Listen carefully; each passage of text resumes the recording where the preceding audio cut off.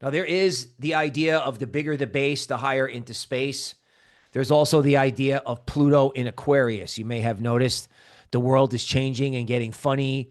Power structures, government debt, takeovers of Latin American countries. It's par for the course with the age of Aquarius, meaning certain planets are moving in a way that you haven't seen since the American and French Revolution. And Bitcoin in itself is the ultimate revolution. And if you think about all the chart guys that are out there and how negative they all are or were, you have a Gann structure here called fan lines. These are trend lines that are drawn, using angles, not by connecting 2 points. In this particular angle, this pink line has created a base for Bitcoin. And when Bitcoin launches itself off that base, it goes straight up. Hence the saying, the bigger the base, the higher in the space.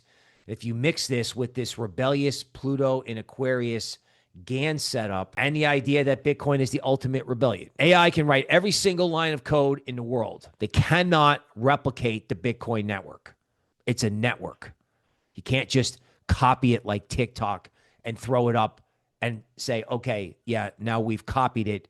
The old code's worthless. The old Bitcoin code is not only not worthless, it's actually priceless. Okay, there's sort of a Saturn element where we think hesitation will be punished, for lack of a better term. This is total 2 on the right. This is total crypto market cap without Bitcoin. So that's Ethereum, Solana, XRP, and friends. And as you can see, this is like the cleanest breakout possible. And in early January, there was even a little bit of a blip retest.